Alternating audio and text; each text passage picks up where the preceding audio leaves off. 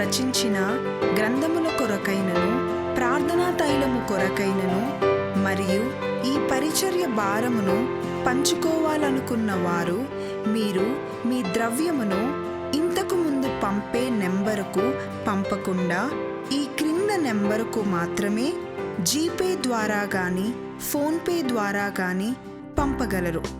మా నెంబర్ 9989655080. మరొకసారి 9989655080. ఈవేళ జెరూసలేం నందు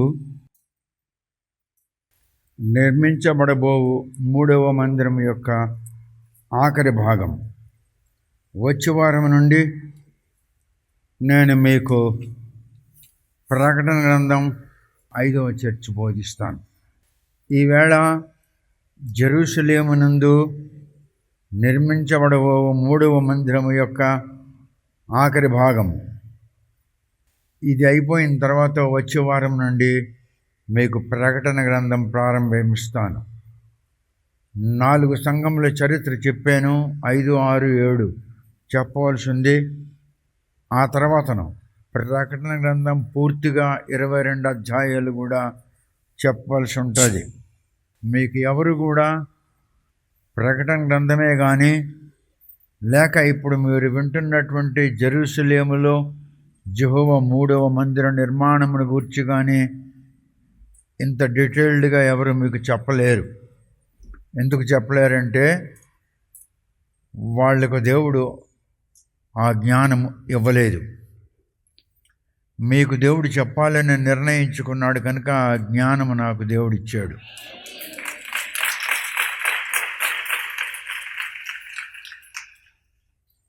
ఈవేళ 8వ భాగం అంటే ఆఖరి భాగం. జెరూసలేమునందు నిర్మించబడబోవు యెహోవా 3వ మందిరం యొక్క విషయమును మీరు 8 భాగములుగా విన్నారు. ఇప్పుడు 8వ భాగం చెప్తున్నాను. ఇది ఆఖరి భాగం. ప్రకటన గ్రంథం ఎందుకు ఆపజేయవలసి వచ్చిందంటే ప్రపంచమంతటా కూడా ఇప్పుడు యెహోవా 3వ మందిర నిర్మాణమును గురించి పెద్ద తగాదా నడుస్తుంది. తర్వాతను మీరు వింటున్నటువంటి ఈ వివరము మీకు ఆంధ్ర కాదు, ఇండియా మొత్తం మీద ఎవడు మీకు చెప్పలేడు. ఎందుకు చెప్పలేడంటే వాళ్ళు ఆ సబ్జెక్ట్తో ముడిపడి ఉండవలెను. అప్పుడే వాళ్ళు చెప్పగలరు. వారు ఈ సబ్జెక్టుతో ముడిపడి ఉండలేదు కనుక వాళ్ళకి ఆ జ్ఞానం లేదు కనుక వాళ్ళు చెప్పలేరు. Now coming to the Oriya people, you are hearing the last part of the subject called Jehovah Temple, which is to be erected in Jerusalem. That's called Temple Mount. I have stopped teaching you about book of Revelation. I have finished the history of 4 churches. Church number 5, 6 and 7 I will start from next Sunday. This subject I felt it's very important for you people, because in the whole world there is a discussion, a dispute and a religious conference about the erection of 3rd Temple Mount in Jerusalem. In the Bible, there are many prophecies about this subject. So the prophecies are available from the book of Hezekiah. I have explained you and I told you Hezekiah chapter 40 beginning from verse 5 through chapter 43 up to verse 5. Chapter 40, verse 5 through chapter 43, verse 5. The prophecy about erection of the third Temple Mount in Jerusalem is here. During 600 BC, Hezekiah was blessed to see a vision of erection of the third Temple Mount. This is 2025 AD. So 2025 AD and 600 BC.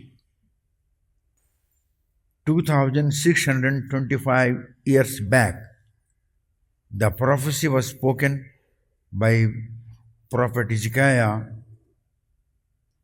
in chapter 40, beginning from verse 5 through chapter 43, verse 5. This is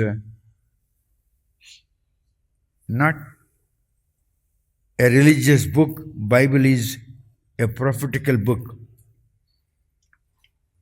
People cannot understand the prophecy of the Lord unless they are blessed with the knowledge of Scripture. The knowledge of Scripture is completely in the Holy Spirit. Holy Spirit is the mind of the Lord. Holy Spirit is the breath of the Lord. Holy Spirit is God Himself. So whatever is in the mind of the Lord, only Holy Spirit can understand. Whatever is the mystery of the Scripture behind the Word of God is known to the Holy Spirit only. If any man or any woman is anointed with the Holy Spirit, or if any man or woman appointed by the Spirit of God to serve Him, to such people it shall be easy to know the mystery behind the prophecies in the prophetical book called Bible, and the Holy Spirit can reveal them. So now God is pleased to reveal you and to explain you and to tell you in very details about the erection of the Temple Mount in Jerusalem. That's the reason why you are hearing the detailed information about this subject. And God has blessed me, and I have linked with the present subject with the people, those who are archaeologists, those who are scientists, those who are Bible scholars. With them and with that team, God blessed me to have link with them. So by the grace of God, I am learning these things from them and teaching you. This is not an easy task. It's not easy for all those who claim that they are pastors. You people, though, you are in India, but you are very rich in your spiritual life.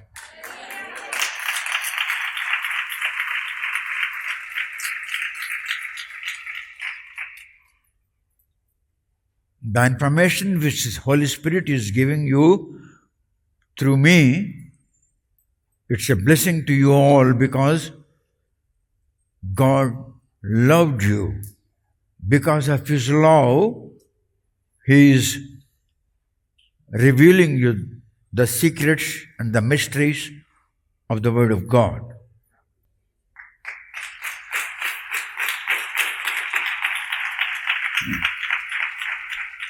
దేవుడైన యెహోవా మిమ్మల్ని ప్రేమించుచున్నాడు. మిమ్మల్ని ప్రేమించుచున్నాడు కనుక ప్రపంచంలో అనేక చర్చలకు తెలియకపోయిన విషయములు మీకు తెలియజేయుచున్నాడు. అనేక చర్చలు ఈవెన్ ఇన్ అమెరికాలో కూడా ఇటువంటి విషయాలు చాలామంది క్రైస్తవులకు తెలియవు. భూగర్భ శాస్త్రజ్ఞులు, పెద్ద పెద్ద సైన్స్ మేధావులు, పెద్ద పెద్ద బైబిల్ స్కాలర్స్ మరియు యాన్షెంట్ రేబాస్, మోడర్న్ రేబాస్, వీళ్ళ గుంపంతా కలిసి ఒక స్కూల్గా ఏర్పడి ఉన్నది. దేవుని మహాకృపను బట్టి నేను వాళ్ళతో లింక్ అయి ఉన్నాను. అందుకనే వాళ్ళు డిస్కస్ చేసింది, వాళ్ళు చెప్పుచున్నది, వాళ్ళు అప్రూవ్ చేసింది నేను ఆలకించి నోట్స్ రాసుకొని వచ్చి మీకు చెప్తున్నాను. ఈ విధమైనటువంటి బోధ ఇండియాలో ఏ చర్చికి లేదు, మీకు మాత్రమే ఉన్నది.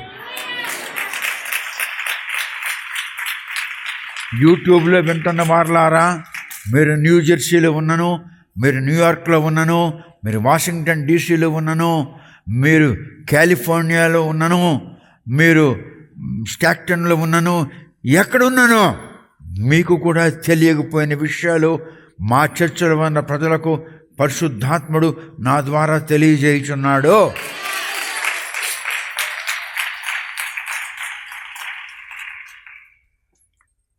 బైబిల్ బోధ వింటున్నటువంటి క్రైస్తవులారా, మీరు ఏ దేశంలో ఉన్నను, మీరు ఎక్కడున్నాను, మీరు అట్లాంటాలో ఉన్నను అంటే జార్జియా రాష్ట్రంలో ఉన్నను, ఇలినాయ్ రాష్ట్రంలో ఉన్నను, కాలిఫోర్నియా రాష్ట్రంలో ఉన్నను, న్యూజెర్సీ రాష్ట్రంలో ఉన్నను, న్యూయార్క్ రాష్ట్రంలో ఉన్నను, మీరు ఎక్కడున్నాను, మీరు ఏ రాష్ట్రంలో ఉన్నను, అమెరికా మొత్తం మీద మీరు మీ పాస్టర్లు చెప్పలేని విషయములు మా చర్చ సభ్యులకు పరిశుద్ధాత్మ దేవుడు నా ద్వారా చెప్పిస్తున్నాడని గర్వంగా నేను ప్రకటన చేస్తున్నాను.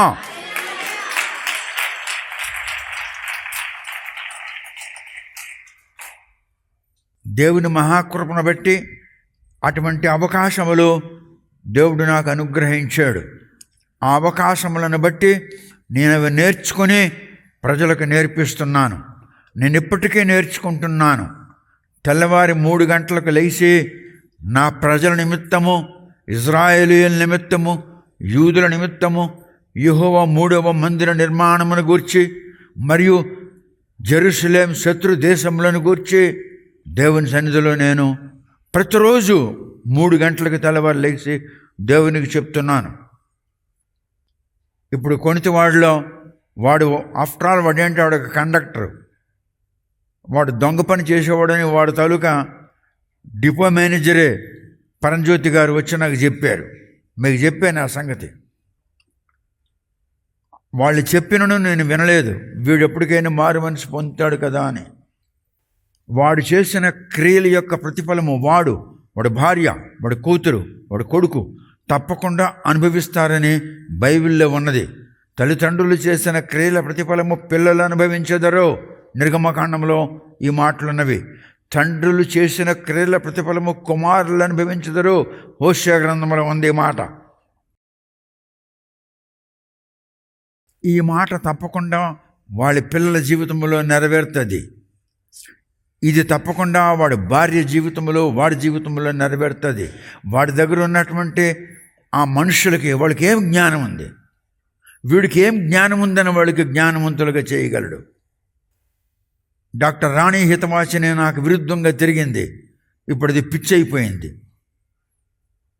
ఐర్లాండ్ నుండి వచ్చింది, ఇక్కడ పిచ్చిదా ఇంట్లో కూర్చోయినది.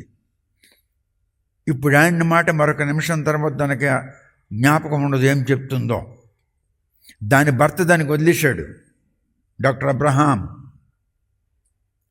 వాడు ఈస్ట్ గోదావరి జిల్లాలో అమలాపురంలో ఒక పెద్ద హాస్పిటల్లో ఎన్ఎస్సిఆర్ డిపార్ట్మెంట్లో వాడు పనిచేస్తున్నాడు.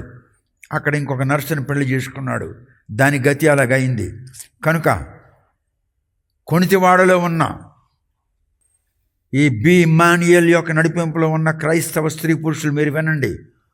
తప్పకుండా మీకు అటువంటి స్థితి వస్తుందని నేను దేవుని నామమును బట్టి దేవుని వాక్యపు వెలుగులో చెప్తున్నాను.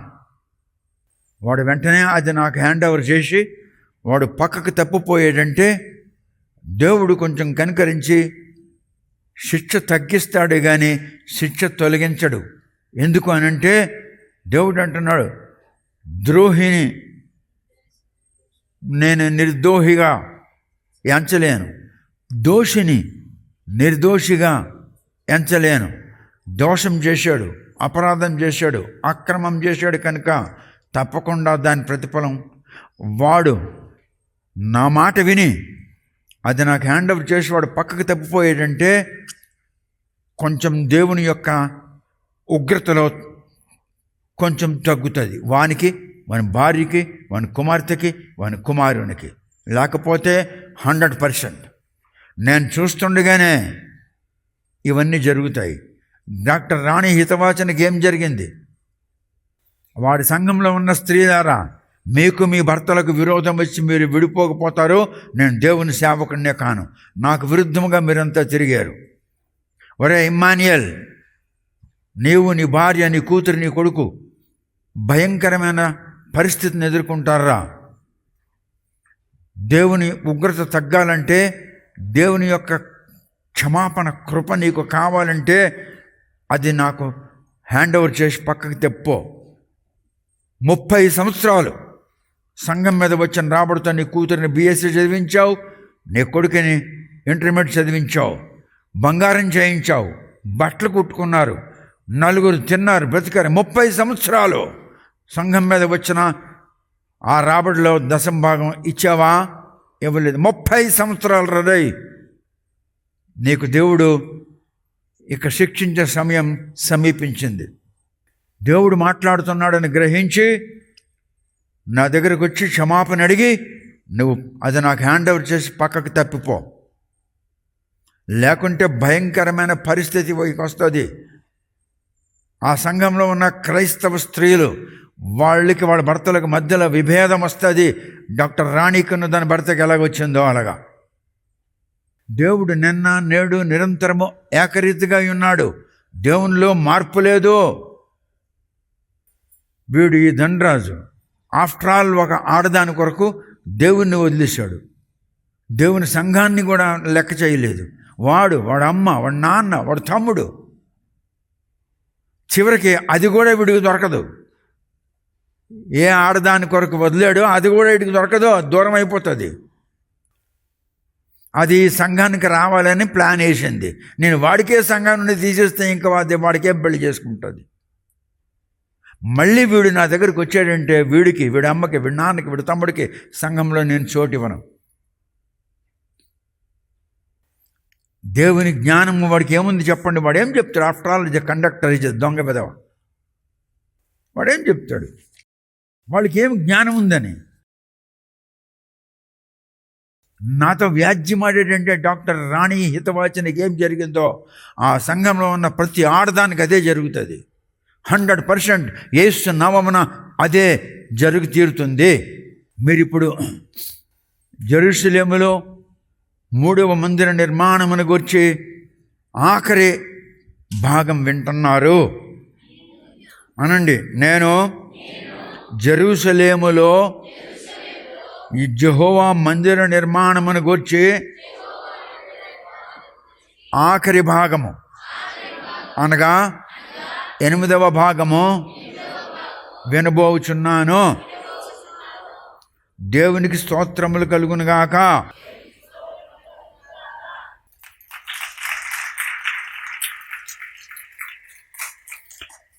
మీకు కిందసారి చెప్పినటువంటి 7వ భాగం యొక్క వివరం కొంచెం మీకు జ్ఞాపకం చేస్తాను. 2వ రాజుల గ్రంథం 14వ అధ్యాయంలో 8 నుండి 10 వరకు వచనాలు మనం చదువుకున్నాం. ఆ తర్వాత 11 నుంచి 14 వరకు వచనాలు చదివి మీకు బయలుపరిచాం. ఏమిటని? ఈ యుద్ధం ఇజ్రాయేలీలకు యూదులకు మధ్య జరిగినది అని చెప్పాను. ఇది బెత్షెమెష్ అన్నటువంటి పట్టణంలో ఈ యుద్ధం జరిగింది అని చెప్పాను.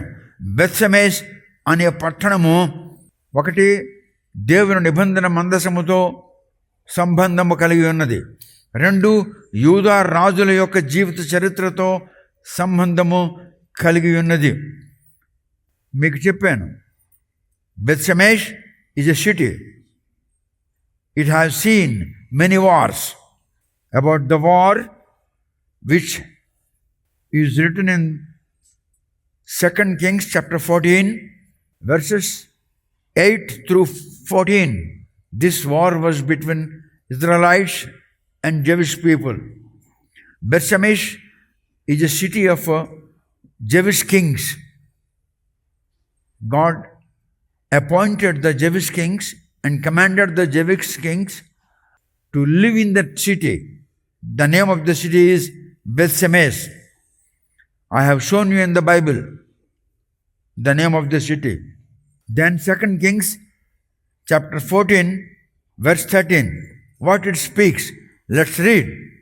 ఇజ్రాయేలు రాజైన యెహోయాషు అహజ్యాకు పుట్టిన యోవాషు కుమారుడైన అమజ్యా అను యూదా రాజును బెత్షెమెషు దగ్గర పట్టుకొని యెరూషలేమునకు వచ్చి ఎఫ్రాయిము గుమ్మము మొదలుకొని మూల గుమ్మం వరకు యెరూషలేము ప్రాకారమును 400 మూరల పొడుగున పడగొట్టెను. So that wall was broken by the Israel king. The war was between Israelites and Jewish people. 10 tribes are called Israelites. 2 tribes are called Jewish people. Benjamin tribe and Judah tribe. These 2 tribes are one group. Remaining 10 tribes are one group. The war was between these 2 groups. బంగారము వెండి దొరికినంత పట్టుకొని సమరియకు వెళ్ళిపోయాడు. Samaria అనగా Shomron అని తెలుగులో ఉంటుంది. City and temple. What ever the gold was in the city and in the temple, that has been taken away by the Israelite king, and he has taken them to Samaria. అటు పిమ్మట ఫిలిష్తీయులకు మరియు రాజైన ఆహజ్కు యుద్ధము జరిగినది. After that the war started between king of Israelites Ahaz and the Philistines. The Philistines won the victory and the Jewish people have been defeated. Ark of the Covenant, Philistines have taken away. ఫిలిస్తీయులు దేవుని నిబంధన మందసమును పట్టుకొని వెళ్ళిపోయారు. ఇప్పుడు దేవుని నిబంధన మందసం ఎక్కడుంది? ఫిలిస్తీయుల మధ్యలో ఉంది. ఎప్పుడైతే ఫిలిస్తీయులు దేవుని నిబంధన మందసమును పట్టుకొని పోయారో వాళ్ళు తమ దేవతల మందిరముల్లో దాన్ని పెట్టారు. The Philistines, when they have taken the ark of the covenant, they have placed it in their pagan temples. The idols of the pagan temple fell down in the midnight. And in the morning, when people have come and saw, the idols are no more on their thrones, fell down, and the head, hands, and so on of the idols have been broken. ఎప్పుడైతే నిబంధన మందసమునకు తీసుకుని వెళ్ళి వాళ్ళ యొక్క అన్యదేవతల మందిరంలో పెట్టారో ఆ అన్యదేవతల యొక్క విగ్రహములు పడిపోయాయి. వాటి బుర్రలు పగిలిపోయాయి, వాటి చేతులు విరిగిపోయాయి, వాటి ముక్కు పగిలిపోయింది. ఆ విధముగా మరొక టెంపుల్ని పట్టుకెళ్ళారు, మరొక టెంపుల్లో పెట్టారు. ఏది? దేవుని నిబంధన మందసమును. అక్కడ కూడా అలాగే జరిగింది. అక్కడి నుంచి మళ్ళీ తీసుకొచ్చారు, వేరొక టెంపుల్లో పెట్టారు. అక్కడ కూడా ఆ టెంపుల్లో ఉన్న విగ్రహం అలాగే పడిపోయింది, తల పగిలిపోయింది, ముక్కు గట్ర విరిగిపోయినాయి. Wherever the Ark of the Covenant was shut up in the pagan temples of the Philistines, the idols have fell down and have been broken. They have shifted from one temple to other temple, from second temple to third temple. In all three temples, the same thing happened. And the Philistines couldn't understand. 3 మందిరాల్లో దేవుని నిబంధన మందసము తీసుకొని పెట్టినప్పుడు 3 మందిరాల్లో కూడా అలాగే జరిగింది. కానీ ఫిలిస్తీయులకు జ్ఞానం లేక గ్రహించలేకపోయారు. అలాగే గ్రహించే జ్ఞానము నీకు లేకుండా చేస్తాడు యెహోవా దేవుడు. యెహోవా నిన్ను మొత్తుతుండగా నీ సంఘములో ఎంతమంది నీకు సపోర్ట్ చేశారు, ఆడవాళ్ళు మగవాళ్ళు, వాళ్ళకి యెహోవా దేవుడు మొత్తుతుండగా నీ గ్రామంలో ఎంతమంది నీకు సపోర్ట్ చేశారో వాళ్ళకి, మీ అందరికీ ఒకే విధమైనటువంటి తీర్పు దేవుడు తీర్చబోచున్నాడు. అది నాకు తెలియజేయబడింది. మీకు అప్పుడు అర్థం కాదు. ఫిలిస్తీయులకు ఎలాగ అర్థం కాలేదో అలాగే నీకు అర్థం కాదు. నీకు, నీ భార్యకి, నీ కూతురికి, నీ కొడుక్కి, నీ సంఘంలో నీకు సపోర్ట్ చేసిన స్త్రీ పురుషులకు, నీ ప్రాంతంలో నీకు సపోర్ట్ చేసిన జనములకు ఒకే విధమైన తీర్పు తీర్చుతున్నాడు దేవుడు. మీకు అర్థం కాదు. ఫిలిస్తీయులకు ఎలాగైతే అర్థం కాలేదో అలాగే నీకు అర్థం కాదు. అప్పుడేం చేసిండు దేవుడు? ఇలా కాదని చెప్పి ఫిలిస్తీయుల యొక్క శరీరంలో ఒక రోగం పెట్టాడు. ఆ రోగం అనేకులలో బయలుదేరింది. అది ఏం రోగం అంటే, ఎవరికి ఎంత పెద్దది, ఎవరికి ఎంత పెద్దది, ఎవరికి ఎంత పెద్దది, ఎవరికి ఎంత పెద్దది, గడ్డలు. వారి దేహములో అటువంటి గడ్డలను దేవుడు సృష్టించాడు. అయినప్పటికి కూడా వారు గ్రహించుకోలేకపోయారు. ఏం చేద్దామా అని ఫిలిస్తీయులు 50 మంది కూర్చొని సభ వేశారు. All the Philistines have sat together and they had a conference. And in that conference they have decided to send it back to the place from where it has been taken. ఆ కాన్ఫరెన్స్లో వాళ్ళు ఏమి నిర్ణయించారంటే, ఈ నిబంధన మందసము, ఈ ark of the covenant ఎక్కడి నుండి తెచ్చామో అక్కడికి తిరిగి పంపించేద్దాము అని వాళ్ళు నిర్ణయించారు. వారు ఎక్కడ నిర్ణయించారు? అషడోడ్ అనేటటువంటి మందిరంలో కూర్చొని సభ వేశారు. అషడోడ్ అనేది వాళ్ళ యొక్క దేవత పేరు. It's a pagan god. Ashdod, ASHDOD, Ashdod is the name of their pagan god. In that temple, they had a conference and decided in the conference to send it back to the place from where it has been taken. Oriya people Bujilo మరొక స్థలమునకు పంపించారు. ఆ స్థలమునకు పంపించినప్పుడు ఫిలిస్తీయులు they could understand the intensity of the god's wrath. ईश्वरम करो जो ରାଗ ତାର କେତେ ପର୍ଯ୍ୟନ୍ତ ଅଛି, କେତେ ଭୟଙ୍କର ଅଛି, ସେଇଟା ସେ ଜାଣିପାରିଲେ ନାହିଁ, ଚିହ୍ନି ପାରିଲେ ନାହିଁ. They have failed to understand the intensity of the wrath of the Lord. అలాగనే దేవుని యొక్క ఉగ్రత నీ మీదకి వచ్చినప్పుడు ఆ ఉగ్రత ఎలాగుంటుంది, ఎంతవరకు ఉంటుంది అన్నది నువ్వు గ్రహించలేవు. వాక్యానికి అనుకూలంగా చెప్తున్నాను. ఏ విధంగా అయితే వాళ్ళు గ్రహించలేకపోయారో నీవు కూడా అలాగే గ్రహించలేవు సుమే. అటువలే ఇండియన్ క్రిస్టియానిటీలో, ఇండియన్ క్రిస్టియన్ ఫ్యామిలీస్లో దేవుడు ఎప్పుడైతే తన ఉగ్రతను పంపిస్తున్నాడో వాళ్ళు గ్రహించలేకపోతున్నారు. వాళ్ళు ఎందుకు గ్రహించలేకపోతున్నారు అంటే వాళ్ళ బోధకులకు ఆ జ్ఞానం లేదు.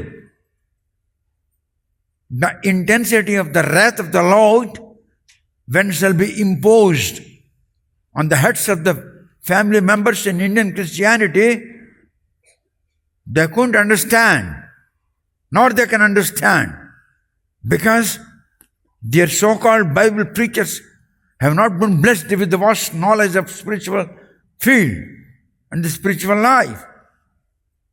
They don't have the deep knowledge, the divine knowledge about the scripture. That's the reason why the people in Christian faith, the so-called pastors and preachers, they couldn't understand the intensity of wrath of the Lord. వాళ్ళకి ఆ జ్ఞానం లేదు కనుక ప్రజలకు చెప్పలేకపోతున్నారు. ఆ జ్ఞానం నాకు దేవుడు ఇచ్చాడు కనుక మీకు నేను చెప్పగలుగుతున్నాను.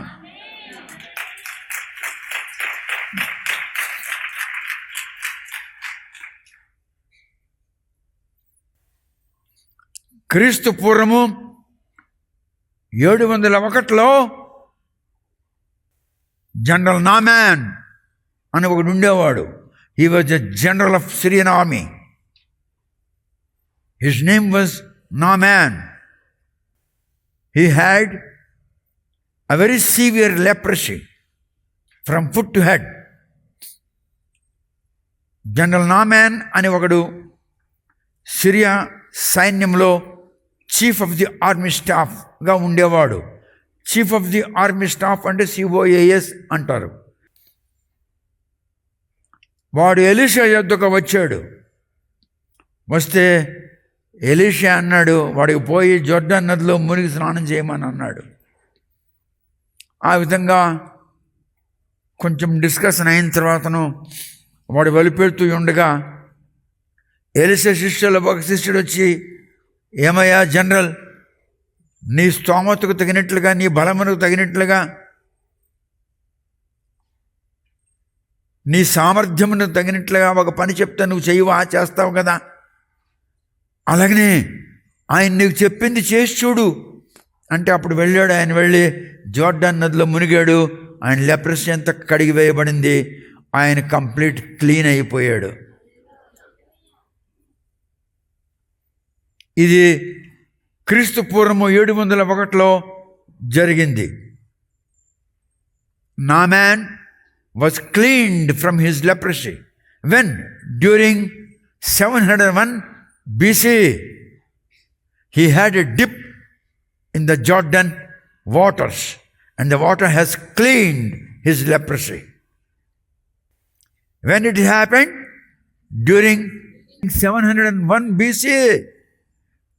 ఇంతవరకు ఎవడు మీకు భారతదేశంలో నామాన్ యొక్క లెప్రసీ ఎప్పుడు క్లీన్ అయిందో చెప్పలేదు. మీకు దేవుడు చెప్తున్నాడు, యు ఆర్ బ్లెస్డ్ పీపుల్.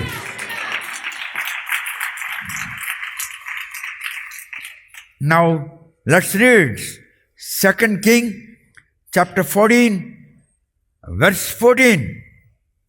యెహోవా మందిరమునందును రాజనగరునందును కనబడిన బంగారము, వెండి మొదలైన సమస్త వస్తువులను పట్టణస్థులలో కుదువ పెట్టబడిన వారిని తీసుకొని షోమ్రోనుకు వచ్చెను. All gold, all silver in the whole city and also in the temple of the Lord Jehovah has been taken away and he brought it to Samaria. ఇప్పుడు అక్కడ ఏం బంగారం లేదు, వెండి లేదు. ప్రజలంతా కూడా అడుక్కుతున్న స్థితికి వచ్చారు. యూదులతో వైర్యం పెట్టుకున్నారు. అలాగనే దేవుని అభిషేకం నిందిన పరవస్తు సూర్యనారాయణ అని నాతో వైర్యం పెట్టుకున్నారు. వీళ్ళకి ఏం జరిగిందో అది మీకు జరుగుతుంది. 100% జరిగి తీరుతుంది. ఎప్పుడైతే అషడోడ్ అనే మందిరములో ఫిలిష్తీయులు ఒక కాన్ఫరెన్స్ చేసి నిర్ణయం తీసుకున్నారో ఆర్క్ ఆఫ్ ద కవెనెంట్ని మనం తిరిగి పంపించి ఇవ్వాలి అని ఆ కాన్ఫరెన్స్లో వాళ్ళు తీసుకున్నటువంటి ఆ తీర్మానమునకు అనుకూలముగా బెత్షెమెషు నుండి దోచుకొని వచ్చిన ఆర్క్ ఆఫ్ ది కవెనెంట్ని తిరిగి బెత్షెమెషు పంపించాలని తెలుసుకున్నారు. మీకేం చెప్పాను? బెత్షెమెషు అనే పట్టణము యూదా రాజుల జీవిత చరిత్రతో సంబంధము కలిగి ఉన్నది. బెత్షెమెషు అనే పట్టణము అనేక రకరకములైన యుద్ధములు చూసింది. బెత్షెమెషు అనే పట్టణము ఆర్క్ ఆఫ్ ది కవెనెంట్తో సంబంధము కలిగి ఉన్నది అని చెప్పాను. యెహోవా మందిరము జెరూషలేములో ఎప్పుడైతే నిర్మాణం చేయబడుతుందో original ark of the covenant ఆ మందిరములో పెట్టాలి. ఎందుకంటే ఒరిజినల్ ఆర్క్ ఆఫ్ ది కవెనెంట్లో మన బంగారు పాత్రలో ఉన్నది. మన మరియు ఒక చిగురించినటువంటి ఒక చిన్న కట్టె, దానికి పువ్వులు ఆకులతో ఉంటాయి, మరియు దేవుని యొక్క 10 ఆజ్ఞలు గల 2 రాతి పలకలు. ఇవి ఆ నిబంధన మందసంలో ఉన్నవి. అందుకే ఈ నిబంధన మందసం జెరూషలేములో టెంపుల్ మౌంట్ కట్టబడిన పిమ్మట అక్కడికి ఇది చేర్పించాలి. ఇప్పుడు ఇది వాళ్ళు డిసిజన్ తీసుకొని బెత్షెమెషుకి తిరిగి పంపించేశారు.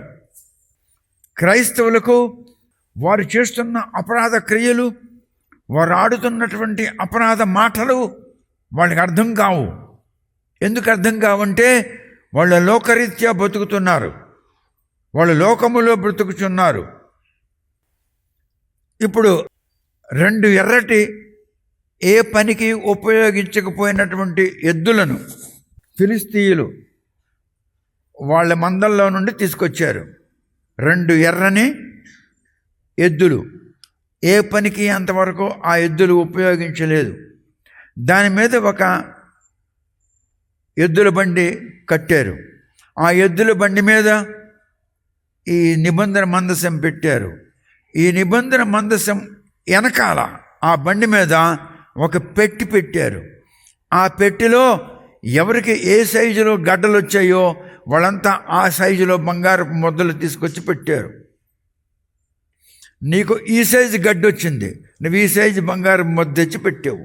నీకు ఈ సైజు బంగారపు గడ్డ వచ్చింది, ఈ సైజు బంగారపు ముద్ద పెట్టావు. ఆ విధముగా ఎవరెవరికైతే అటువంటి గడ్డలు వచ్చాయో వాళ్ళంతా వాళ్ళ ఇంట్లో నుండి వాళ్ళ భూములు అమ్ముకొని, ఇళ్ళు అమ్ముకొని, వాళ్ళ యొక్క సమస్త భూభాగములు అమ్ముకొని అట్లా బంగారం కొని వాళ్ళకి లేచిన గడ్డల యొక్క సైజుకి అనుకూలమైనటువంటి సైజులో బంగారు ముద్దలు ఆ పెట్టెలో పెట్టి ఆ నిబంధన మందసం వెనకాల ఆ పెట్టెని బండి మీద కూర్చోబెట్టి ఆ ఎడ్లను తీసుకొని వచ్చి, ఎర్రని ఎడ్లు, ఎప్పుడు ఏ పనికి ఉపయోగించకపోయిన ఆ ఎడ్లను తీసుకొని వచ్చి వాళ్ళు అక్కడ నిలబెట్టించి వాళ్ళు యెహోవా దేవునికి, యెహోవా దేవుడా, ఇజ్రాయేలీల దేవుడా, యూదుల దేవుడా, మమ్మల్ని క్షమించము, మేము దీన్ని తీసుకొని వచ్చాము, తిరిగి మేము దాన్ని పంపించిస్తున్నాం కనుక ఈ ఎడ్లు క్షేమంగా ఈ నిబంధన మందసమును మరియు మేము బంగారంతో మాకు కలిగినటువంటి గడ్డల సైజులో బంగారం ముద్దలు చేసేట్లు పెట్టాము, వీటితో కూడా ఆ ఎడ్లు బెత్షెమెషు పట్టణానికి తిరిగి వెళ్ళిపోయేటట్లు ఆ ఎడ్లను నడిపించము అని ప్రార్థన చేశారు. ప్రార్థన చేసి ఆ ఎడ్లు నడుస్తుండగా దాని వెనకాల 2 వ్యక్తులు ఫిలిస్తీయులు సర్దార్లు వచ్చారు, చూశారు ఎక్కడికి వెళ్తున్నాయా అని. సరిగ్గా బెత్షెమెషు పట్టణం దుక్కు తిరిగాయి ఎడ్లు. అక్కడి నుంచి వీళ్ళు చూసి ఆ యెహోవా దేవుడికి నమస్కారం చేసి తిరిగి వెళ్ళిపోయారు. ఎవరు? ఫిలిస్తీయులు సర్దార్లు 2. అప్పుడు బెత్షెమెషు పొలములో యూదులు పనిచేయుచున్నారు. ఏం పని చేస్తున్నారు? వాళ్ళు నాటుకున్నారు కూరగాయలు, ఇవి అవి. ఆ పొలంలో పనిచేస్తున్న వాళ్ళు చూశారు. చూసి అదేమిటి, ఎర్రని 2 ఎద్దులు వస్తున్నాయి, మన నిబంధన మందసం ఉన్నట్లుందే, అది వస్తుంది మనదుకు అని చెప్పి వీళ్ళు పొలంలో నుండి పరిగెట్టి వెళ్ళారు. వెళ్ళి ఆ ఎద్దుల దగ్గరికి వెళ్ళి ఆ నిబంధన మందస్సము నమస్కరించి చేతులు పైకెత్తి దేవుని స్తుతించి ఆ నిబంధన మందస్సమును తీసుకుని వచ్చారు బెత్షెమెష్ పట్టణమునకు. ఎక్కడి నుంచి వెళ్ళిందో అక్కడికే తిరిగి అది వచ్చింది. ఎక్కడి నుండి అది వచ్చిందో నువ్వు అన్నవే, ఇది నా స్థలం, నాకెవడేం చేయలేడని, ఇది నా ఇల్లు, నాకెవడేం చేయలేడు అన్నవే, అది తిరిగి నా యొద్ద నుండి నీకు వచ్చింది కనుక అది తిరిగి నా యొద్దకే వస్తుందిరా. నీ గతి, నీ భార్య, నీ కుమార్తె, నీ కుమారుడు, నీ సంఘస్థుల యొక్క గతులు భయంకరంగా ఉంటాయి.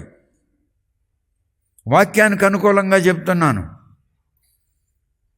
నా మాట విను. నువ్వు నీ భార్య వచ్చి క్షమాపణ అడిగండి, అది నాకు హ్యాండ్ ఓవర్ చేసి పక్కకు తప్పుపో. దేవుని యొక్క కనికరం నీకు, నీ భార్య, నీ కూతురు, నీ కొడుకు మీద ఉంటుంది. లేకపోతే మీ సంఘస్థులతో సైతం సర్వనాశనం అయిపోతారు. ఫిలిస్తీన్లకు ఏమైంది? ఫిలిస్తీన్లకు ఏమైంది? అదే నీకు జరుగుతుంది. Wonderful lesson you are hearing. ఆశ్చర్యకరమైన విషయము మీరు వింటున్నారు.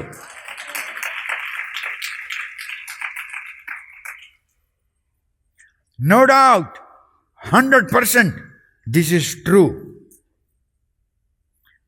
ఫిలిస్తీయులు ఆర్క్ ఆఫ్ ద కవెనెంట్ని యూదులకు రిటర్న్ చేయకపోగా దేవుడు వారి మధ్యలో రుగ్మతులను పంపించాడు. ఫిలిస్తీయులు, when Philistines didn't return the ark of the covenant to the Bethshemesh city, God immediately created different plagues in the families of the Philistines. ఎప్పుడైతే అది వాళ్ళు ఇవ్వదలుచుకోలేదో అప్పుడు వారి కుటుంబాల్లో దేవుడు భయంకరమైనటువంటి రుగ్మతలు పెట్టించాడు. 7 మాసములు, 7 months the Philistines have suffered. ఫిలిస్తీయులు 7 మాసములు నరకం చూశారు. 7 నెలలు ఆ రుగ్మతుల బాధతో వాళ్ళు ఉంట్రి. అప్పుడు వారు ఆ దేవుని నిబంధన మందసమును ఆ ఎర్రని 2 ఎద్దుల మీద కూర్చోబెట్టి దేవునికి ప్రార్థన చేసి బంగారు బహుమానములతో బెత్షెమెష్ నగరానికి తీసుకుని వెళ్ళు ప్రభువా అని ప్రార్థన చేసి పంపించారు. ఫిలిస్తీయులు సర్దారులు ఇద్దరు, ఒక 2 వ్యక్తులు ఫోన్లు చేశారు. ఒక ఆయన రాజమండ్రి నుండి, ఇంకొక ఆయన కాకినాడ నుండి. మీ పేరు చెప్పండి అయ్యా అంటే చెప్పలేదు.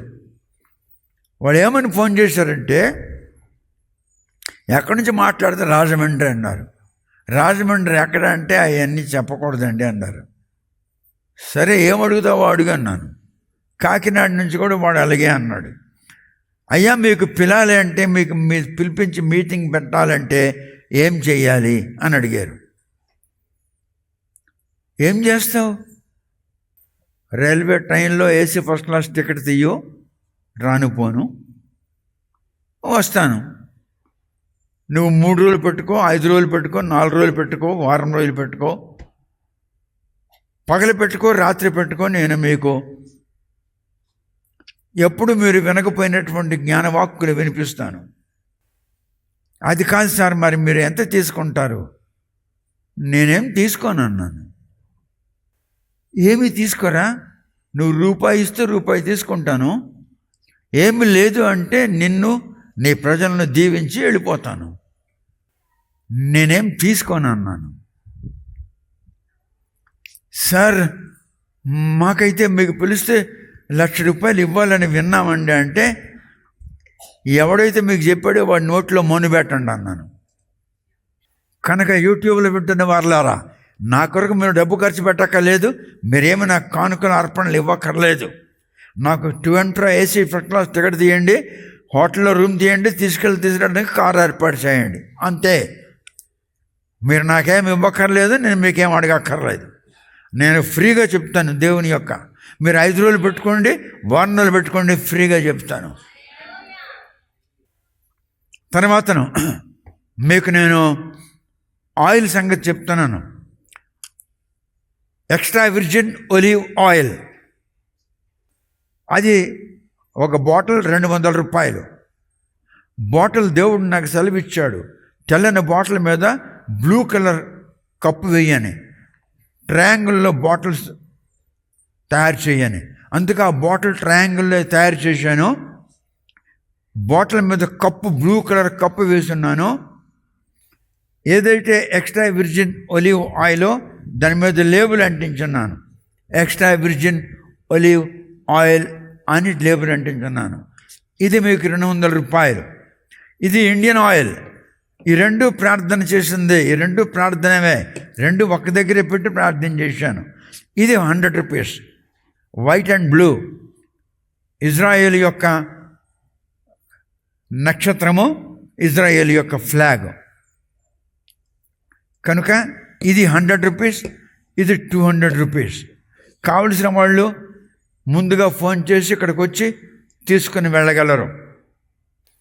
ఇది పోస్ట్లో పంపించడానికి వీలు కాదు, ఎందుకంటే లిక్విడ్ కనుక పోస్టల్ లిక్విడ్ని ఒప్పుకోదు, అంగీకరించదు. No liquid can be sent by post to any part of the India.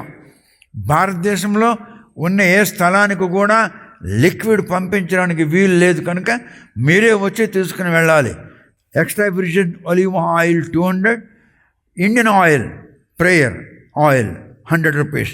ఈ రెండు ప్రార్థన చేసినవే. ఇప్పుడు మళ్ళీ తీసుకుని వెళ్ళేటప్పుడు ప్రార్థన చేసి ఇస్తాను. మీకు కావలసిన వాళ్ళు ఈ ఆయిల్ బాటిల్ కొనుక్కోవడానికి ముందుగానే ఫోన్ చేయాలి.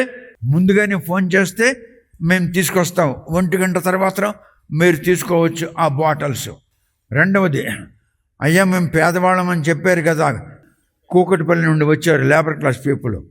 ఓకే, మీరు పేదవాళ్ళు అయితే 5,500 పంపించండి, మీకు పుస్తకాలు పంపిస్తాను.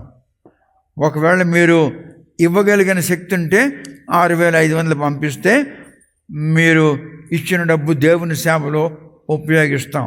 మొన్న విశాఖపట్నం నుండి ఒక అసిస్టెంట్ ప్రొఫెసర్ 10,000 పంపించారు. ఆయనకు 2 ప్యాకేజెస్ పంపించాను బహుమానములు. ఇక్కడ ఈ యూసుఫ్గూడ నుండి ఒక సహోదరి పంపించారు 10,000, ఆమెకు 2 ప్యాకేజెస్ పంపించాను బహుమానములు. అలాగనే మీరు ఒకవేళ పేదవాళ్ళు అయితే, నిజంగా మీకు ఫైనాన్షియల్ ప్రాబ్లం ఉన్నట్లయితే, మీరు ఇవ్వలేని స్థితిలో ఉంటే 5,500 పంపించండి. పంపించి మీరు నేను పేదవాడిను, నాకు అంత స్థితి లేదు అని మీరు నాకు ఫోన్ చేసి చెప్పండి, మీకు నేను ఆ పుస్తకాలు పంపిస్తాను. ఇది పుస్తకాల సంగతి, ఇది ఆయిల్ బాటిల్ సంగతి. ఇప్పుడు మీకు నేను పాఠములోనికి వస్తున్నాను. 1 సమూయేలు గ్రంథము 5వ అధ్యాయము 6వ వచనం చదువు చూద్దాం. బైబిల్ మనకి ఏం బోధిస్తుందో. Book of 1 Samuel chapter 5 verse 6. యెహోవా హస్తము అష్డోదు వారి మీద భారముగా ఉండెను. అష్డోదు వారిని, దాని సరిహద్దులలో ఉన్న వారిని ఆయన గడ్డల రోగముతో మొత్తి వారిని హతము చేసెను.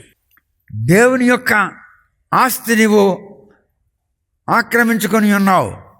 వాళ్ళలాగే నిబంధన మందసమును వాళ్ళు ఆక్రమించుకున్నారు నీలాగే. అందుకు దేవుని యొక్క ఉగ్రత వారి మీదకి రాగా వాళ్ళకి దేవుడు భయంకరంగా రుగ్మతులు పెట్టి మొత్తాడు. భయంకరంగా. మరొకసారి చదువు 5:6. 1 సమూయేలు 5:6. యెహోవా హస్తము అష్డోదు వారి మీద భారముగా ఉండెను. అష్డోదు వారిని, దాని సరిహద్దులలోనున్న వారిని ఆయన గడ్డల రోగముతో మొత్తి వారిని హతము చేసెను. The hand of the Lord was heavy upon them of Ashdod, and he destroyed them. వారికి నాశనం చేశాడు. Right, he destroyed. దేవుడు వారికి నాశనం చేశాడు. ఎక్కడికి పారిపోతావురా చెప్పు. తెలంగాణలో నల్గొండ జిల్లా వాడు, నల్గొండ జిల్లా వచ్చినను, లేక నువ్వు అదే ఊరిలో నీ సంఘస్థలను పట్టుకొని ఇంకొక చోట వెళ్ళి ఇంకో సంఘం పెట్టుకున్నాను, నువ్వు నాశనం అయిపోతావు. God shall destroy, and he destroyed them and smote them with emerods. గడ్డలు పెట్టి, రుగ్మతలు పెట్టి వాళ్ళకి ఇబ్బందులు పెట్టాడు. Even Ashdod and thereof. అష్డోస్ మాత్రమే కాక దాని చుట్టుప్రక్కల ఉన్నటువంటి టెరిటరీస్లో ఉన్నటువంటి సమస్త జనములకు దేవుడు ఆ విధంగా ఇబ్బంది పెట్టాడు. నీ కారణంగా నీ గ్రామంలో ఇబ్బంది వస్తుంది రే, నీ కారణంగా. అష్డోస్ చుట్టుప్రక్కల ఉన్నటువంటి ప్రాంతములన్నిటికీ దేవుడు ఇబ్బందులు పెట్టాడు. ఎందుకు? దేవునిది వాళ్ళు సొంతమని వాళ్ళు ఉంచుకున్నారు. దేవునిది నువ్వు నీ సొంతమని ఉంచుకున్నావు. నువ్వు క్షమాపణ అడిగి, నువ్వు నీ భార్య నా దగ్గరకు వచ్చి క్షమాపణ అడిగి నువ్వు పక్కకు తప్పుకున్నావంటే నీవు దేవుని యొక్క క్షమాపణకు పాత్రుడు అవుతావు, లేకుంటే ఇబ్బందుల పాలైపోతావు. 5వ అధ్యాయంలో 9వ వచనం చదువురా. వారు అష్డోదు నుండి గాతునకు దానిని మోసుకొని పోయిన తరువాత యెహోవా హస్తము ఆ పట్టణపు పెద్దలకు పిన్నలకును రహస్య స్థానములలో గడ్డలు లేపి వారిని మొత్తి గొప్ప నాశనము చేశాను. It was so that after they had carried it about, the hand of the Lord was against the city with a very great destruction, and he stormed, and he smote the men of the city, both small and great. The Lord was against the city with a very great destruction, and he smote the men and children of the city, both small and great, and they had emeralds in their secret parts. They had emeralds in their secret parts. మనుషులకు కనిపించకపోయిన స్థలాల్లో లెగుస్తాయి రావి.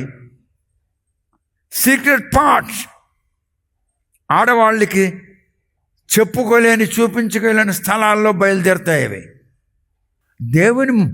దేవుని ఆస్తి అంటే మామూలు కాదు. దేవుని నిబంధన మందసం ఎవరిది? యూదులది. ఆ స్థలం ఎవరిది? పరమస్తు సూర్యనారాయణది. వీడెవడు? దేవుని యొక్క పరిచయం చేయవాడు, పరిచారకుడు. సీక్రెట్ స్థలాల్లో దేవుడు పుట్టిస్తాడు. ఆడవాళ్ళు సీక్రెట్ స్థలాల్లో, మగవాళ్ళు సీక్రెట్ స్థలాల్లో. అందులో రాసున్నారు. And he smote the men of the city, both small and great, and they had emeralds in their secret parts. వాళ్ళ శరీరంలో ఉన్న రహస్యముగా ఉన్న స్థలాల్లో దేవుడు పుట్టిస్తాడు అవి. ఎందుకురా దేవుడు నాకు ఇచ్చిన స్థలముతో నువ్వు పోరాడుతున్నావు? నీవు జ్ఞానమున్నను లేకపోయినను దేవుని పిలుపుని వచ్చి నీ భార్యతో నువ్వు నాకు అదరకు క్షమాపణ అడిగినావా? దేవుని క్షమాపణకు నువ్వు పాత్రుడు అవుతావు. లేకపోతే భయంకరమైన బ్రతుకు నీకు ఉంటుంది రే. 10వ వచనం చదువు. వారు దేవుని మందసమును ఎక్రోనునకు పంపివేయగా దేవుని మందసము ఎక్రోనులోనికి వచ్చినప్పుడు ఎక్రోనీయులు కేకలు వేసి మనలను మన జనులను చంపివేయవలనని వీరు ఇజ్రాయేలీల దేవుని మందసమును మన యొద్దకు తీసుకొని వచ్చిరనిరి. Therefore they sent the ark of God to Ekron, and it came to pass as the ark of God came to Ekron that the Ekronites cried out, saying, they have brought about the ark of God of Israel to us to slay us and our people. ఏ ప్రజల దుఃఖం నువ్వు చూస్తున్నావో, ఏ ప్రజలను పట్టుకొని బయటికి పోయి నువ్వు సంఘం పెట్టుకుంటావో, ఈ వాక్యానికి అనుకూలంగా వాళ్ళే నిన్ను వెలివేస్తారు. దేవుడు ఏ పని అయినా చేయగలరా? వాక్యం చెప్తున్నాను నేను. 1 సమూయేలు గ్రంథం 5వ అధ్యాయంలో 9-10 వచనములు చదివి నేను బోధిస్తున్నాను. 1 సమూయేలు గ్రంథం 5వ అధ్యాయంలో 6వ వచనం చదివాను, 9-10 వచనములు చదివి మీకు వినిపిస్తున్నాను. బెత్షెమెషులో పొలంలో పనిచేస్తున్న వాళ్ళు చూశారు. చూసి పరిగెట్టి వెళ్ళారు. చేతులు పైకెత్తి నిబంధన మందసం దగ్గర దేవునికి స్తోత్రములు చెల్లించి ఆ ఎద్దులను తోలుకొని ఎక్కడైతే మందిరం ఉండినో ఆ చోటకి దాన్ని పట్టుకొని వచ్చారు. కానీ అక్కడ మందిరం లేదు. ఎందుకంటే ఫిలిస్తీయుల మందిరాన్నే పాడు చేశారు. The temple of the god have been destroyed by the Philistines. ఎన్నో తప్పులు చేశారు, ఎన్నో అపరాధములు చేశారు, వాళ్ళు గ్రహించలేకపోయారు. ఎన్నో హేయ కృత్యములు చేశారు వాళ్ళు. మీరు మీ పిల్లలు మీరు చేసిన క్రియల ప్రతిఫలము మీ పిల్లల నెత్తి మీద రుద్దపడుతుందని దేవుని వాక్యంలో సెలవు ఇవ్వబడి ఉన్నది. దేవునికి బహుమానములు పంపించండి రే. నీవు నీ సంఘస్థులు కలిసి దేవునికి బహుమానములు పంపించండి, ఫిలిస్తీయులు బహుమానములు ఇచ్చినట్లుగా. అప్పుడు మీ సంఘస్థుల మీద దేవుని యొక్క భారమైన హస్తం ఉండదు. లేకుంటే నీకు నీ సంఘంలో ఉన్న ఆడవాళ్ళ మీద, మగవాళ్ళ మీద, యవనస్తుల మీద, అందరి మీద దేవుని బరువైన హస్తం ఉంటుంది. ఫిలిస్తీయులు ఏం చేశారు? దేవునికి బహుమానములు పంపించి క్షమాపణ అడిగినారు. అలాగే నువ్వు నీ సంఘస్థులు దేవునికి బహుమానం పంపించండి రే, పంపించి దేవునికి క్షమాపణ అడగండి రే. నేను వస్తాను, నాకు మీరు హ్యాండ్ ఓవర్ చేసి పక్కకి వెళ్ళిపో, నేను మీకు ప్రభువా వీరిని క్షమించు ఆశీర్వదించని చెప్తాను. దేవుడు నా మాట విని మీకు క్షమించి ఆశీర్వదిస్తాడు. మీరు మీ పిల్లలు దైవాశీర్వాదములు పొందండరై ఫిలిస్తీయులు దేవునికి బహుమానములు ఇచ్చి పంపించినట్లుగా మీరు అది నాకు హ్యాండ్ ఓవర్ చేసి బహుమానములు ఇవ్వండిరా దేవునికి. 1 సమూయేలు గ్రంథం 6వ అధ్యాయంలో, book of 1 Samuel chapter 6 verse 14. ఆ బండి బెత్షెమెషు వాడైన యెహోషువ యొక్క పొలములోనికి వచ్చి అక్కడనున్న ఒక పెద్ద రాతి దగ్గర నిలువగా వారు బండి యొక్క కర్రలను చీల్చి ఆవులను యెహోవాకు దహనబలిగా అర్పించిరి. తర్వాత 15వ వచనం చదువు. లెవీయులు యెహోవా మందసమును బంగారపు వస్తువులు గల ఆ చిన్న పెట్టెను దించి ఆ పెద్ద రాతి మీద ఉంచగా ఆ దినమున బెత్షెమెషు వారు యెహోవాకు దహన బలులను అర్పించి బలులను సమర్పించిరి. నీవు నీ సంఘస్థలో చేసినటువంటి అక్రమ పద్ధతి, 30 సంవత్సరాలు నువ్వు నా సంఘం మీద నువ్వు బ్రతికేవరే. బంగారం చేయించుకున్నావు, బట్టలు చేయించుకున్నావు, నీ కూతురికి BSc చదివించావు, నీ కొడుక్కి ఇంటర్మీడియట్ చదివించినావు. 30 సంవత్సరాల్లో ఒక్క నెల ఇది నా దశమ భాగం అని ఇవ్వలేదు. 30 సంవత్సరాలు ఎక్కడ పోతుందిరా దాని ప్రతిఫలం? నీకు, నీ సంఘస్థులకు. నీ సంఘస్థులకు కూడా నీకు చెప్పలేదు. ఏమయ్యా దైవజనుడు పరమేశ్వర సూర్యనారాయణ గారికి దశమ భాగం పంపించావా? దేవుని వాక్యం చూడు. నీకు చెప్పాలని చెప్పడం లేదు. ఇది నా లెసన్. నా లెసన్లో ఈవేళ ఆఖరి భాగం చెప్తున్నాను. ఆఖరి భాగంలో ఉన్నది నీ కొరకే ఉన్నది. నువ్వు నీ సంఘస్థుల 30 సంవత్సరాలు పెట్టిన దశమ భాగం పంపించకుండా మీరు తిని పందికొక్కులాగా బలిసారు కనుక దేవునికి బహుమానములు ఇవ్వండి. మీ సంఘస్థులు నువ్వు కలిసి. ఫిలిస్తీయులు బహుమానములు ఇచ్చినట్లుగా ప్రభువా వీళ్ళని క్షమించని నేను వచ్చి ప్రార్థన చేస్తాను, దేవుడు మీకు క్షమిస్తాడు. ఆర్క్ ఆఫ్ ది కవెనెంట్ వాళ్ళు పంపించగా పొలంలో పనిచేయుచున్న వారు చూశారు, పరిగెత్తి వెళ్ళారు. ఆ ఆర్క్ ఆఫ్ ది కవెనెంట్ తీసుకొచ్చారు. ఆర్క్ ఆఫ్ ది కవెనెంట్ ఎంత పొడుగుంది, ఎంత ఎడల్పు ఉంది, అటువంటి బండ ఎక్కడుందని చూస్తే ఇక్కడ కనబడింది. ఆ బండ మీద తీసుకొచ్చి ఆర్క్ ఆఫ్ ది కవెనెంట్ కూర్చోబెట్టారు. దాని చుట్టూ రాళ్ళతో బెంచీలు వేశారు. లెవీయులు యాజకులు కూర్చొని దేవునికి ఆరాధన చేయడం మొదలుపెట్టారు. మధ్యలో ఆర్క్ ఆఫ్ ది కవెనెంట్. ఇది బెత్షెమెషులో జరిగిన సంగతి. ఇది బెత్షెమెషులో జరిగిన సంగతి. భూగర్భ శాస్త్రజ్ఞులు మొన్ననే 2019లో, ఎప్పుడు? ఇప్పుడు 2025 అంటే 6 సంవత్సరాల కిందట ఆ బెత్షెమెషుని తవ్వారు. 2 రకాల బెత్షెమెష్, ఆధునిక బెత్షెమెష్, పురాతన బెత్షెమెష్, యాన్షియంట్ బెత్షెమెష్, మోడర్న్ బెత్షెమెష్. యాన్షియంట్ బెత్షెమెష్ని తవ్వి చూస్తే ఆ రాయి కనిపించింది. ఆ రాయి మీద ఈ మందసం పెట్టారు.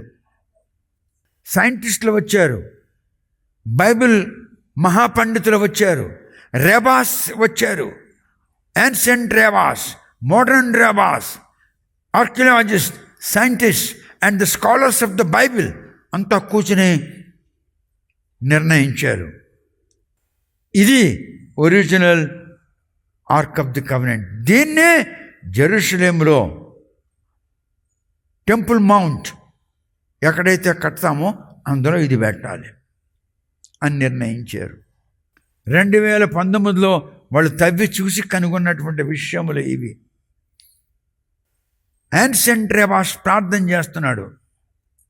చూడు, అక్కడికి వెళ్ళి చూడు, అక్కడ కొంచెం గుల్లగా ఉంది,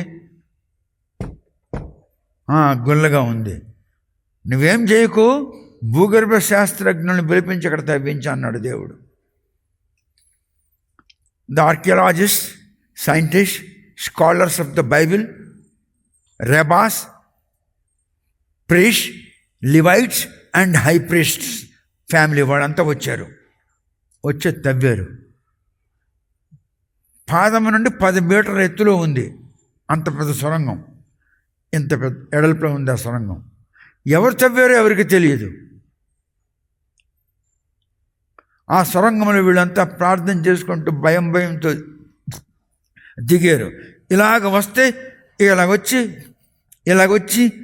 వచ్చినప్పటికీ ఇక్కడ ఏదో పెద్ద శబ్దం వస్తుంది. ఏమిటి శబ్దం అంటే, వెయిలింగ్ వాల్ మీద ఉంది, యూదులు బుర్ర కొట్టుకొని ఏడుస్తున్నారు. ఇక్కడికి వచ్చిందా, ఇక్కడి నుంచి మళ్ళీ వెళ్ళేది. ఇలాగ వచ్చారు. ఇదేమిటిది? ఇదే కొండ. ఏం కొండ? అబ్రహాము తన కుమారుడికి బలిగా అర్పించిన మొరాయా. మొరాయా పర్వతం ఇదేనా? దీని కిందే ఈ నిబంధన మందసం ఉంది. ఇది మనము జెరూసలేములో 3వ యెహోవా మందిర నిర్మాణం పూర్తయిన తర్వాత పెట్టాలి. ఎందుకంటే ఇందులో మనా ఉన్నది, ఇందులో ఆరోను చేతిలో చిగురించినటువంటి కొమ్మ ఉన్నది, మరియు 2 రాతి పలకలు దేవుని యొక్క 10 ఆజ్ఞలతో కూడినది ఉన్నది. కనుక ఇది మనం అక్కడ పెట్టాలి. ఇప్పుడు ఏం చేద్దాం? స్టీల్ పెట్టి, బలమైన కాంక్రీట్ పెట్టి వాల్ కట్టేశారు, ఇంకోడెవడు ఆ లోపల దూరకుండా. ఇప్పుడు ఆ నిబంధన మందసం అక్కడ ఉన్నది. ఆ నిబంధన మందసం టెంపుల్ మౌంట్ కట్టిన తర్వాతను తీసుకుని వస్తారు. తీసుకుని వచ్చి అందులో దాన్ని పెడతారు. ఆర్క్ ఆఫ్ ది కవెనెంట్ కొలతలు చూశారు. ఎంత పొడుగుంది, ఎంత ఎడల్పు ఉంది, ఏ బండ మీద అయితే దాన్ని పెట్టారో ఆ బండ ఎంత పొడుగుంది, ఎంత ఎడల్పు ఉంది, ఇవన్నీ చూశారు. క్రీస్తు పూర్వము 2012లో, క్రీస్తు భూలోకానికి రావడానికి 2012 సంవత్సరాలు ఉందనగా అప్పుడు బెత్షెమెషులో వీళ్ళు వర్షిప్ చేశారు. అప్పుడు ఈ ఆర్క్ ఆఫ్ ది కవెనెంట్ ఫిలిస్తీయులు ఇచ్చిన తర్వాతను the Philistines have return back the ark of the covenant during 2012 BC. క్రీస్తు పూర్వం 2012లో అది వాళ్ళు ఇచ్చారు. అప్పుడు వీళ్ళంతా కూడా కూర్చొని క్రీస్తు పూర్వం 2012లో దేవునికి లెవీయులు, యాజకులు, ప్రధాన యాజకులు బెత్షెమెషులో కూర్చొని దేవునికి ఆరాధన చేశారు.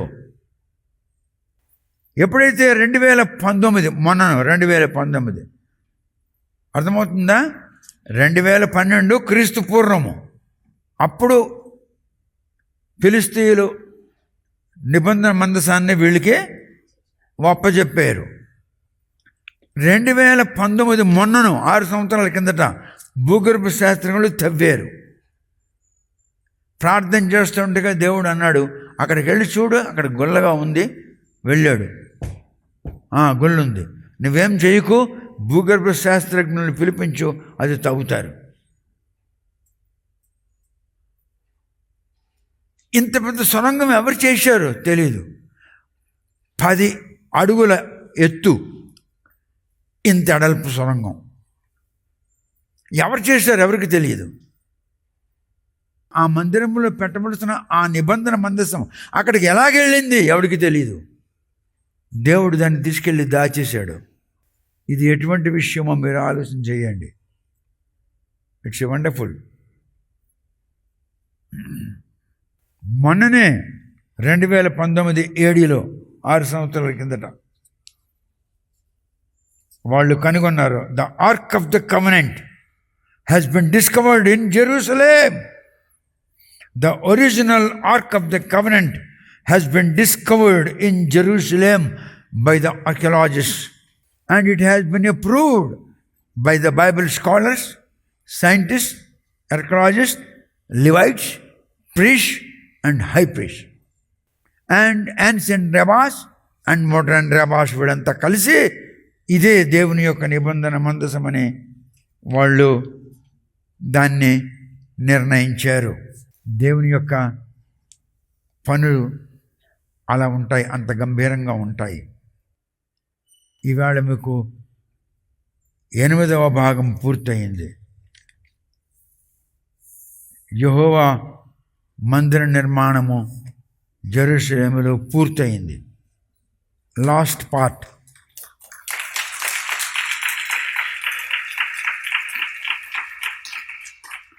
వచ్చే వారం నుండి మీకు నేను ప్రకటన గ్రంథం బోధిస్తాను. దైవ ప్రియులకు ముఖ్య గమనిక. పరవస్తు గారు రచించిన గ్రంథముల కొరకైనను ప్రార్థనా తైలము కొరకైనను మరియు ఈ పరిచర్య భారమును పంచుకోవాలనుకున్న వారు మీరు మీ ద్రవ్యమును ఇంతకు ముందు పంపే నెంబరుకు పంపకుండా ఈ క్రింద నెంబరుకు మాత్రమే జీపే ద్వారా కానీ ఫోన్పే ద్వారా కానీ పంపగలరు. మా నెంబర్ 9989655080. మరొకసారి 9989655080.